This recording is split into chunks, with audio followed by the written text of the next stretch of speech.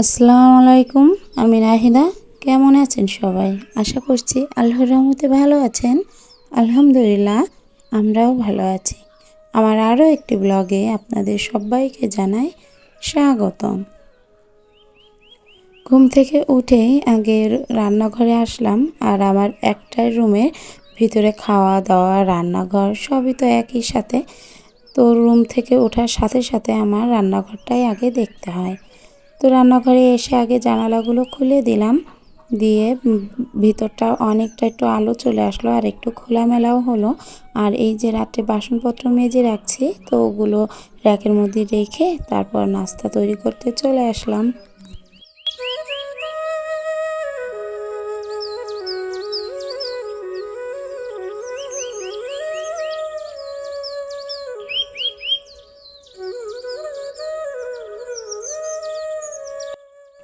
আজকের নাস্তায় থাকছে হাতে তৈরি করা নুডলস। হাতে তৈরি করা নুডলসটা আমি আগে থেকে তৈরি করে রেখেছি। আর এখন আলুটা একটু ভেজে নিচ্ছি। আলু দিয়ে ডিম দিব না আজকে। তো আলুটা ভেজে নিয়ে আলুর ভিতরে আমার হাতে তৈরি করা নুডলসটা দিয়ে দিব। আর এই নাস্তাটা খেতে আমার বাচ্চারা খুবই ভালোবাসে। আমার ছেলে মেয়ে সবাই খুবই ভালোবাসে এই নাস্তাটা খেতে। তো এই হাতে তৈরি করা নুডলসটা ওদের কাছে যে এত পছন্দ, তো আমি আগে কখনো ভাবিনি। তবে খুব সহজে যেহেতু বাসায় 1 কাপ আটা দিয়ে 1 বাটি নুডলস তৈরি করা যায়, তো সেই কারণে হচ্ছে এখন থেকে এইভাবেই নুডলসটা তৈরি করি। আর বাইরে থেকে খুব কমই কেনা হয়, বেশিরভাগটাই পাস্তা কিনে খাওয়া হয়। নুডলসের থেকে পাস্তাটাই চলে বেশি আমার বাসায়।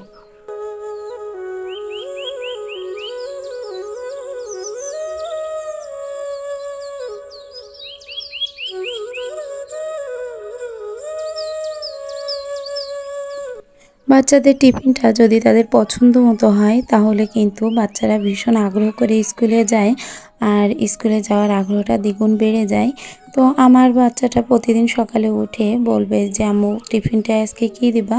তো যখন দেখে যে ওর পছন্দের কোনো কিছু তৈরি করছি তখন খুব ঝটপট ঘুম থেকে ওঠে আর সেটা জিজ্ঞাসা করে যে এখনও খাবো আর আমি স্কুলেও নিয়ে যাব। তো সেই অনুযায়ী ওকে এইটুকু দিয়ে দিব, যে কড়াইতে যতটুকু আছে ওইটুকু দিয়ে দেব। আর বাকিটা তো টিফিনে ভরে নিলাম। এই তো সকালে নাস্তা তৈরি করা হয়ে গেছে। তো ছেলেটাকে পৌঁছে দিয়ে এসে তারপরে এখানে হচ্ছে একটু পরিষ্কার করতে বসে গেলাম। তো এটা হচ্ছে একটা প্লেট রাখা স্ট্যান্ড। তো এই স্ট্যান্ডটা মূলত প্রথমে ব্যবহার করতাম না। তো এখন ভাবছি যে এটা আসলেই দরকার। কারণ আমার র্যাকের ভিতরে যে প্লেটগুলো রাখি, তো সেখান থেকে পানি ঝরে ঝরে হয় কি নিচে যে হচ্ছে বাসনপত্রগুলো রেখে দিই, তো সেই বাসনপত্রগুলো কিন্তু নোংরা হয়ে যায়। নোংরা হয় বলতে পানি পরে, পানির হয়তো অনেক দিন ধরে 1 সপ্তাহ মতো থাকে।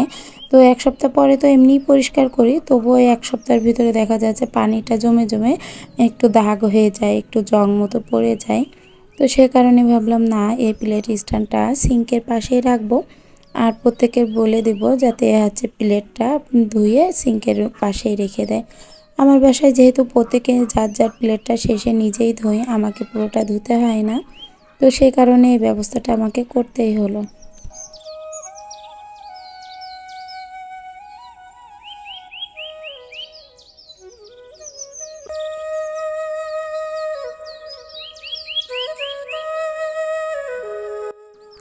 ফ্রিজটায় যেহেতু বারবার হাত দেওয়া হয় আর এটাতে তো নোংরা হতে সময় লাগে না, তো কয়েকদিন ধরে মুছিনি, সে কারণে এখন যে উপরে গ্লাসে বেশ পরিমাণে একটু নোংরা হয়েছে।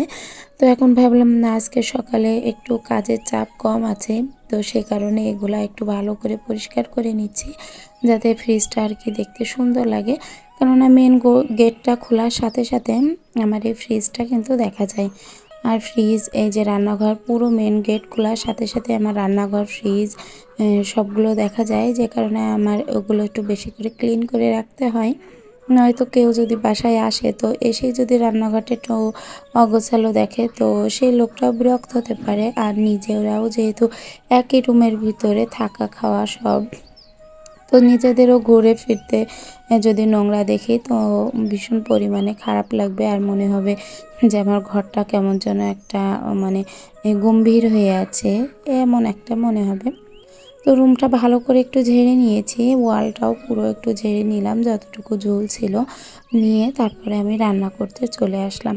তো রান্না করতে এসে ডিমটা আগে সিদ্ধ বসিয়ে দিয়েছিলাম, আর আজ ওড়নার ভিতরেই ডিমটা নিয়ে এসেছি, কেননা বাইরের পাত্রে আলাদা করে অনেক তাড়াহুড়ো করছিলাম, তো জালটা ধরে গেছিলো, এদিকের জন্য ভাবলাম দরকার নেই আজকে আর পাত্রে নিয়ে যাওয়ার, এভাবেই আপাতত নিয়ে যাই। তো ওভাবে নিয়ে এসে ডিমটা আগে সিদ্ধ বসিয়ে দিয়েছি, আর ডিমটা তো হয়ে গেছে। ডিমটা ভেজে আজকে করব ডিমের আলু দিয়ে, আর ডিম দিয়ে একটু ভোনা মতো করব। তো সেই কারণেই ডিমটা ভালো করে ভেজে নিলাম, কেননা এভাবে ভেজে নিলে ডিমের স্বাদটা কিন্তু বেশ ভালো লাগে। অবশ্য আমার বাসার কেউ এভাবে পছন্দ করে না, তবে এই জন্য খুব একটা ভাজিনি, ডিম খুব হালকা করে ভেজে নিয়েছি।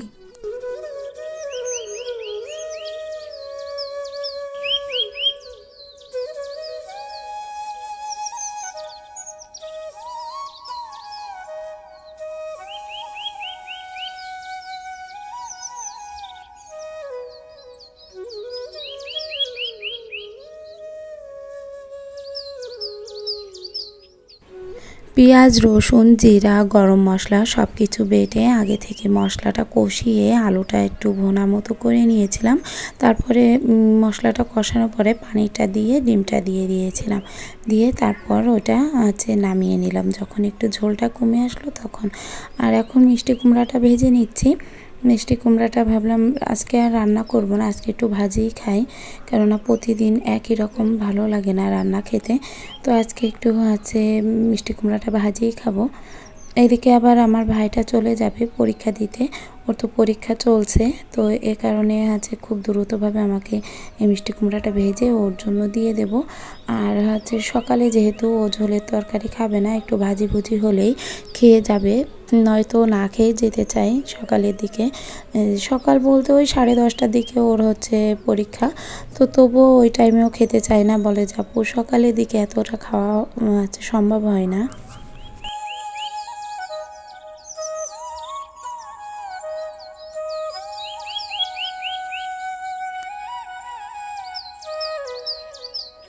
রান্না কমপ্লিট হয়ে গেছে, আর এই তো ডিম দিয়ে আলু দিয়ে যে ভুনাটা করছিলাম সেটার একটা ফাইনাল লুক দেখাই দিলাম আপনাদের। তো এটা এভাবে রান্না করে খেলে কিন্তু ভীষণ মজা লাগে, ডিম দিয়ে আলুর ঝোল। তো ঝোল না, আমি হালকা একটু গামাখা ঝোল রেখেছি, বেশি রাখিনি। তো ভাইয়াটাকে দিয়ে দিলাম, ভাত দিয়ে দিয়েছি ভাইটাকে। আর এইদিকে আমার রান্না কমপ্লিট হয়ে গেছে, তো এসে ভাবলাম যে ভিতরে যে রান্নাঘরটা আছে, তো ভিতরের এই ঘরটা মানে রান্নাঘরটা, তো ওর র্যাকের যে জিনিসগুলো ছিল কৌটাকাটি, তো সেগুলোর উপরে একটু আর কি ময়লা পড়ে গেছে, তো সেগুলো পরিষ্কার করে নিচ্ছি। যেহেতু রাস্তার পাশে বাড়ি, আর এখন শীতকাল আসছে, চারিদিকের বাগান আগান সব পরিষ্কার করছে, কেননা চারিদিকে পাতা দিয়ে রান্না করে। এদিকের মানুষ খড়ির থেকে বেশি পাতা দিয়ে রান্না করে, কেননা খড়িটা কিনতে গেলে তো একটু টাকার দরকার হয়। তো এখানে যারা থাকে, আমার আশেপাশে যারা থাকে, তারা বেশিরভাগই লোক দেখা যায় মিলে কাজ করে, রিক্সা চালায়, অথবা দিনমজুরি ভাটায় কাজ করে। তো সেই রকম একটা পর্যায় থেকে তারা যে কাঠ দিয়ে খড়ি দিয়ে রানবে তেমনটা হয়ে ওঠে না, তাদের সামর্থ্যই হয় না। তো অনেকে জোর দিয়ে রান্না করে, আর অনেকে পাতা দিয়ে রান্না করে। তো গাছে যে পাতাটা পড়ে সেটা যাতে পরিষ্কারভাবে নিতে পারে, তো সে কারণে চারিদিকে প্রচুর আকারে ঝাড়ঝুড় শুরু হয়ে গেছে এখন থেকে, বাগান আগান কাটাও শুরু হয়ে গেছে। তো ওইটা যখন পাতাটা পড়া শুরু করবে, এই পাতা শীতকালে তো পাতাটা পড়ে, তো এই পাতাটা নিয়ে সারাটা বছর ওরা রান্না করে, আর এই পাতাটাও সংরক্ষণ করে রাখে, বস্তার মধ্যে ভরে সুন্দর করে গুছিয়ে রাখে এই জিনিসগুলো। পুরো একটা বছর এই পাতাটা দিয়ে ওরা রান্না করে। আর পাতা দিয়ে রান্না করলে যে খাওয়া যায় না সেটা কিন্তু একদমই নয়, পাতা দিয়ে রান্না করলে কিন্তু ভীষণ পরিমাণে জ্বলে। ঠিক কাঠের রান্নাটা যেমন জ্বলে, কাঠের চুলা ঠিক তেমনভাবেই জ্বলে। যারা রান্না করতে পারে, তো তাদের রান্না করা দেখলে ভীষণ ভালো লাগে, মাঝে মধ্যে মনে হয় না আমিও করি। অবশ্য আমিও একসময় করেছি, পাতা দিয়ে রান্না করেছি। এই বাসায় রান্নাটা করতে পারিনি, কিন্তু ওই বাসায় থাকতে আমি নিজেও পাতা দিয়ে রান্না করেছি। আর এই বাসায় পাতা দিয়ে রান্নার চুলা নাই, তারপরেও পাতারও কোনো ব্যবস্থা নাই, সে কারণে আর করা হয়ে ওঠেনি। তো এখানে যে অনেকগুলো শাড়ি দেখাবো এখন, যে এই শাড়িগুলো পুজো উপলক্ষে কিনেছিলাম সেল করার জন্য। তো শাড়িগুলো তেমনভাবে সেল হয়নি, তো সেগুলো আবার গুছিয়ে রেখে দিচ্ছি যদি আমাদের ঈদের সময় আবার সেল হয়। তো আশেপাশে যারা আছে অনেকে জানে না যে বাসায় এভাবে সেল করা হয়। আর আমার একটা পেজ আছে, যদি আপনারা চান তাহলে আমার পেজে নক দিতে পারেন এই শাড়িগুলো যদি নিতে চান। পেজটার নাম হচ্ছে নিষ্পা কালেকশন।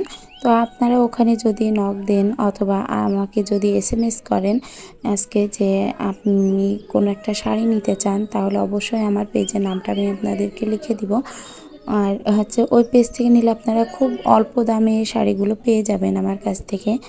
তো পেজটাতে আমার অনেকটা বাচ্চাদের কাজকর্ম করি আমি, মানে বাচ্চাদের কাপড় চোপড় নিয়ে কাজকর্ম করি। তো বাচ্চাদের কাপড় অনেক কম মূল্যে পেয়ে যাবেন আমার ওই পেজটাতে। আর এই দেখুন কতগুলো শাড়ি পুজো উপলক্ষে নিয়ে এসেছিলাম, কিন্তু ওইভাবেই ধরা হয়ে রয়েছে।